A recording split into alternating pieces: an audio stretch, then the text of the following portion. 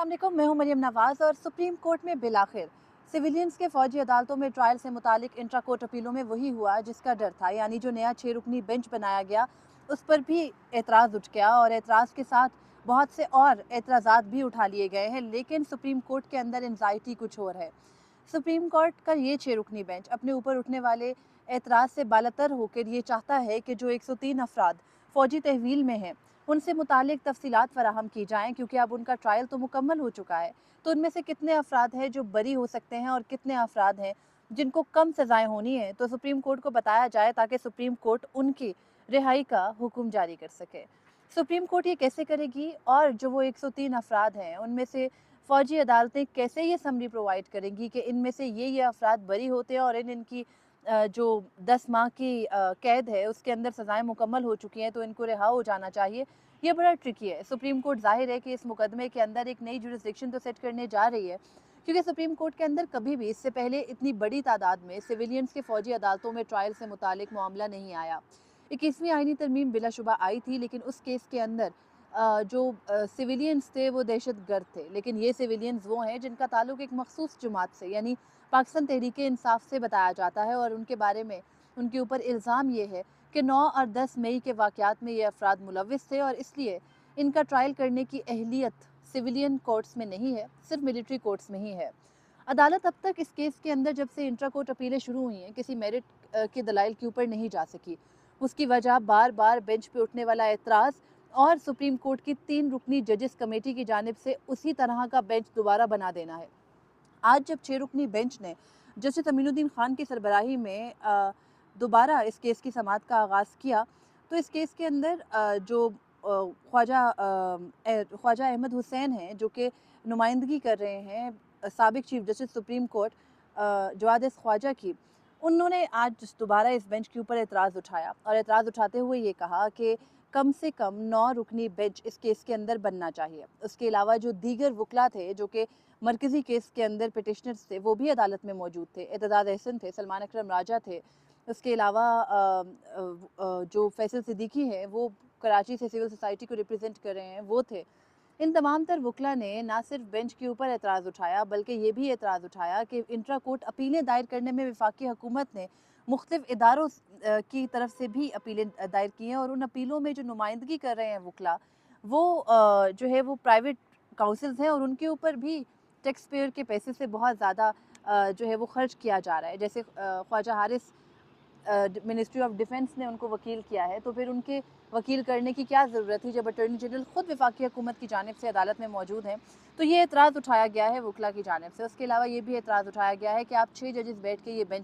इस बेंच में इस केस को ना सुने बल्कि वापस जजेस कमेटी को भिजवाएँ, 9 रुकनी बेंच बने ताकि जो बार बार बेंच की तश्कील के ऊपर एतराज़ उठता है और इस बेंच से आने वाला जो फैसला होगा उसके ऊपर भी एतराज़ उठेगा तो उस मामले को वंस फॉर ऑल ख़त्म किया जा सके। अब बेंच ने अपने ऊपर उठने वाले एतराज़ को तो एक साइड पे रख दिया, बल्कि बेंच के जो सरबराह है जस्टिस अमीनुद्दीन खान वो अपने ऊपर बार बार उठने वाले एतराज़ात के बाद कमरा अदालत के अंदर बैठे अटॉर्नी जनरल को मुखातिब करके कहते हैं कि आप रोस्टम पर आएँ और आपसे कुछ काम की बात कर ली जाए। यानी इससे पहले वो ये समझ रहे थे कि जो कुछ भी उनके सामने कहा जा रहा है वो कोई काम की बात नहीं है, बल्कि वो बहुत ही नाकारा बातें हैं कि बेंच ये नहीं होना चाहिए, इनके फैसले से ये मसाइल क्रिएट होंगे, या फिर ये जो बेंच की तश्कील है इसके ऊपर जो एतराज़ उठाया जा रहा है आप उसको सुने, वो सारी फ़िज़ूल बातें थी। तो काम की बात पे आते हुए उन्होंने अटॉर्नी जनरल से ये पूछा कि आपने हमें ये बताया था कि जो फ़ौजी तहवील में 103 अफराद हैं उनमें से बेशतर ऐसे हैं जिन पर के जो सज़ाएँ हैं उनकी या तो वो इतनी कम होंगी कि वो इस दौरानिए में मुकम्मल हो चुकी होंगी या फिर उनकी जो बरियत है वो केसेस से हो जाएगी। तो आप हमें ये बताएं कि कितने वो अफराद हैं जो कि बरी होना चाहिए और कितने वो अफराद हैं जिन पर सज़ाएँ इतनी कम हैं कि अब वो उनकी भी बरियत का वक्त आ चुका है। तो इस पर अटॉर्नी जनरल ने अदालत के सामने आज ऑन द रिकॉर्ड बता दिया दोबारा से कि ट्रायल मुकम्मल हो चुका है, यानी 103 अफराद का ट्रायल मुकम्मल हो गया है, लेकिन सज़ाएँ सुनाना जो है वो मशरूत है सुप्रीम कोर्ट के इस बेंच के फैसले से। और जब ये बेंच फैसला कर लेगा तो उसके बाद अदालत जो मिलिट्री कोर्ट्स हैं वो इन अफराद का कोर्ट मार्शल कर देंगी। अब इसके ऊपर बेंच में मौजूद तमाम जजेस के रिमार्क्स शुरू हुए और जस्टिस मोहम्मद अली मज़हर ने ये कहा कि आप हमें बताइए कि कितने अफराद हैं और हमें एक लिस्ट फराहम कर दीजिए ताकि हम अपने ऑर्डर में, यानी जो हमारा ओरिजिनल ऑर्डर दिया हुआ है उसके जो हुक्म इम्तना दे रखा है सिविलियंस के फ़ौजी अदालतों में ट्रायल की इजाज़त से मुतालिक उसमें कुछ तरमीम कर सकें। इसके बाद जस्टिस इरफान सआदत ने अटॉर्नी जनरल को ये कहा कि आप एक समरी बनाकर दे दीजिए कि आपके पास 103 अफराद हैं, उनमें से इतने अफराद हैं जिनकी कम सज़ाएँ थी मुकम्मल हो चुकी, इतने अफराद बरी होने चाहिए और इतने अफराद को सज़ाएँ सुनानी हैं। अब यहाँ पर जस्टिस मुसर्रत हिलाली की इंटरवेंशन बड़ी इंटरेस्टिंग थी आज। जस्टिस मुसर्रत हिलाली ने ये कहा कि अगर पहले तो उन्होंने अटॉर्नी जनरल को ये कहा कि आपको मालूम होना चाहिए था कि कितने अफराद की कम सज़ाएँ और आप हमें बता देते, जब आप हमारे सामने बार-बार ये बात क्लेम कर रहे हैं कि कई ऐसे अफराद हैं जिनको बरी हो जाना है। तो उस पर जस्टिस मुसर्रत हिलाली ने ये भी कहा कि अगर हम मिलिट्री कोर्ट से ये लिस्ट मंगवाएंगे कि इन अफराद के ऊपर इल्ज़ामात साबित नहीं हुए और उनको बरी हो जाना चाहिए उन 103 अफराद में से, तो ऐसे हम मिलिट्री कोर्ट्स का इख्तियार समात यानी सिविलियंस का फ़ौजी अदालतों में ट्रायल मान रहे हैं, उसको तस्लीम कर रहे हैं। उसके अलावा उन्होंने ये भी कहा कि अगर आज आप उन अफराद को इसलिए बरी कर दोगे कि उनके ऊपर वो इल्ज़ामात साबित नहीं हुए जो लगाए गए थे, तो फिर जो 10 माह की उनकी तहवील है वो भी गैर कानूनी तसव्वुर होगी। इसके बाद जस्टिस बेंच में जो नए रुकन शामिल किए गए हैं, जस्टिस शाहिद वहीद, उन्होंने भी एक अहम सवाल किया और उन्होंने कहा कि अटॉर्नी जनरल को हमें ये भी बताना होगा कि जब जो ओरिजिनल इस केस का फैसला था जो कि जस्टिस एजाजुल एहसन की सरबराही में 5 रुकनी बेंच ने दिया था, वो ये था कि उसके अंदर 2 मिलिट्री एक्ट की शिकें कलअदम करार दी गई थी, वो चैलेंज हुई थी और फिर वो कलअदम हुई थी।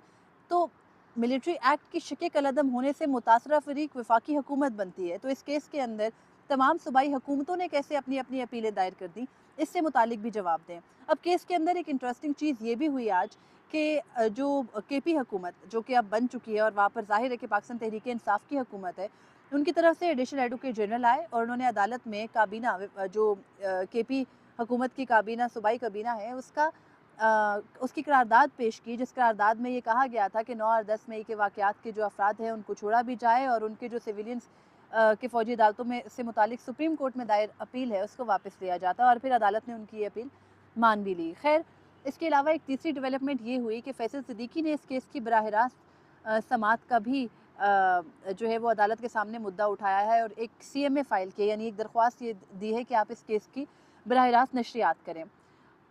ये सारा कुछ आज हुआ। इसमें बैरिस्टर एतज़ाज़ एहसन की जानिब से भी अहम बातें की गई। बैरिस्टर एतज़ाज़ एहसन ने ये कहा कि उन्होंने कई फ़ौजी अदालतों से मुताल्लिक़ केसेस इससे पहले किए हैं और उनके अंदर वो केसेस बहुत ज़्यादा लटक जाते हैं और ये जो अभी मौजूदा केस है ये तो है ही इस तरह का कि उसमें बनता ही नहीं है, उनके मुताबिक गैर कानूनी केस है, तो अदालत को इसको ख़त्म कर देना चाहिए। लेकिन जो अदालत है अब उसकी एंग्ज़ायटी यहाँ से कि इन सिविलियंस का फ़ौजी अदालतों में ट्रायल होना चाहिए या नहीं, इस तरफ को शिफ्ट हो गया है कि जिन अफराद के ऊपर नहीं बनते मुकदमात उनको बरी कर देना चाहिए। यहाँ पर जो बेंच की सरबराही कर रहे हैं जस्टिस अमीनुद्दीन खान, उन्होंने अपनी एंग्ज़ायटी शो करते हुए ये भी कहा कि वो पूरी रात ये सोचते रहे कि 103 टोटल अफराद हैं, उनमें से कितनों की सज़ाएँ बनती हैं, कितनों की नहीं बनती, जो बरी होने हैं उनके लिए क्या तरीक़ेकार अपनाया जाए। तो अब अटॉर्नी जनरल को परसों तक यानी बल्कि 3 दिन का वक्त दिया गया है, 28 मार्च 2024 तक का वक्त दिया गया है कि आप हमें एक समरी दे दीजिए कि इन अफराद को बरी कर दिया जाना चाहिए, उनके खिलाफ कोई शवाहिद नहीं मिले और इन अफराद को रखना चाहिए। अब ये तो चले हो गई आज की समात, इसके अंदर फैक्ट क्या है इंटरेस्टिंग, वो ये है कि अगर तो आप इन 103 अफराद में से मिसाल के तौर पर आप समझते हैं कि 3, 4, 5 अफराद हैं जिनको कि बरी हो जाना चाहिए और आप उनकी बरियत का ऑर्डर दे देते हैं, तो इसका मतलब है कि आप तस्लीम कर रहे हैं कि मिलिट्री कोर्ट्स की तरफ से जो देखे गए उन अफराद के सबूत हैं और किया गया ट्रायल है वो दुरुस्त है और आप उनको बरी कर रहे हैं। अगर आप ये नहीं करते और आप ये नहीं मानते हैं तो फिर उसके बाद आपका जो दिया गया हुक्म इम्तना है उसमें तरमीम कैसे मुमकिन है, या उसमें तरमीम ना करते हुए भी आप इस केस को लटका के कौन सी खिलाफ वर्जी के मुर्तकिब हो रहे हैं ये भी देखना होगा। आपको मालूम है 9 और 10 मई के वाक़यात इमरान खान की गिरफ्तारी से मशरूत थे और ज़ाहिर है कि वो इस तरह के वाक़यात थे कि उन वाक़यात के बाद बार बार मिलिट्री इस्टेब्लिशमेंट की जानिब से, फिर जो उस वक्त की हुकूमत थी और अब जो हुकूमत है PDM की, उससे बार बार ये कहा कि 9 और 10 मई के वाक़यात में मुलव्वस अफराद को किसी सूरत छोड़ा नहीं जाएगा। और अब अदालत की जानिब से जो रिलक्टेंसी शो की जा रही है उससे भी कुछ ऐसा लगता है कि अदालत उसी पेज पर है और अब जजेस के बीच में भी थोड़ा सा तनाव हमें दिखाई दिया और जजेस के अंदर भी ये एंग्जाइटी है कि इन अफराद को किस तरह से आपने फ़ौजी तहवील में रखा हुआ है, लेकिन वो कुछ डर रहे हैं। फ़ैसला करते हुए एक जज को बेबाक होना चाहिए, न डर होना चाहिए, लेकिन यहाँ पर कुछ मामलात कंप्रोमाइज़ हमें दिखाई दे रहे हैं। मैं ये इसलिए कह रही हूँ क्योंकि पहले इस बेंच के अंदर से कम आवाज़ें उठ रही थीं, आज कुछ ज़्यादा उठी। लेकिन उन ज़्यादा आवाज़ों के अंदर क्या इतना दम होगा कि वो इन 103 जो सिविलियंस हैं फ़ौजी तहवील में, उनसे मुतालिक ये फ़ैसला देंगे कि हमारा 23 अक्टूबर 2023 का फ़ैसला दुरुस्त था और इन सिविलियंस का फ़ौजी अदालतों में ट्रायल नहीं होना चाहिए, क्योंकि इनसे एक नया जो प्रेसिडेंट है वो सेट हो जाएगा और आइंदा भी सिविलियंस को फ़ौजी इस्टेब्लिशमेंट के हवाले किए जाना एक रिवायत बन जाएगी। यहाँ पर कुछ ये भी हो सकता है क्योंकि ये 6 रुकनी बेंच है, अगर इसके जजेस के बीच में ये डिवाइड ऑलरेडी मौजूद है कि इन सिविलियंस का फ़ौजी अदालतों में ट्रायल होना चाहिए या नहीं होना चाहिए, तो फिर ये मुश्किल हो जाएगा बेंच के लिए मेजॉरिटी ऑर्डर पास करना कि सिविलियंस का फ़ौजी अदालतों में ट्रायल दुरुस्त है। लेकिन लगता ये है कि सुप्रीम कोर्ट इस मामले को कुछ लंबा खींचने के चक्कर में है, क्योंकि जिस तरह के आज रिमार्क्स दिए गए, बेंच पे एतराज़ को एक तरह से नज़रअंदाज करके अटॉर्नी जनरल को वक्त दिया गया परसों तक का, और उसके अलावा जो इस केस के अंदर एतराज़ उठाए जाने के बावजूद बेंच हुक्म इम्तना में तरमीम करना चाहता है, उससे लगता ये है कि यही बेंच बैठ के इस केस को सुनेगा। एतराज़ बेंच का नहीं माना, बेंच के ऊपर एतराज़ को नहीं माना जा रहा, और उसके अलावा अगर यही बेंच बैठ के इस केस को सुनेगा तो फैसला वही आएगा जो हम सब प्रिडिक्ट करें, और वो बार बार यही दोहराया जाता है कि ये सिविलियंस के लिए ये फ़ैसला किसी भी सूरत काबिल कबूल नहीं हो सकता, क्योंकि जब किसी मिलिट्री इस्टेब्लिशमेंट के बंदे का जो ट्रायल है वो आर्म कोर्ट्स के अंदर नहीं होता, तो जो सिविलियंस हैं उनके एक्ट का या उनके मामलात का ट्रायल क्यों जाके मिलिट्री कोर्ट्स में होगा। अब ये मुद्दा तभी उठेगा जब मेरिट्स पर इस केस के दलाइल का आगाज़ होगा, और ऐसा नहीं लगता कि सुप्रीम कोर्ट जल्दी जल्दी इस मामले को निपटाना चाहती है। और ये हमारी बदकिस्मती और हमारे निज़ाम इंसाफ पर उठने वाली बार बार उंगलियों की सिर्फ एक छोटी सी मिसाल है जो आज यहाँ हुआ।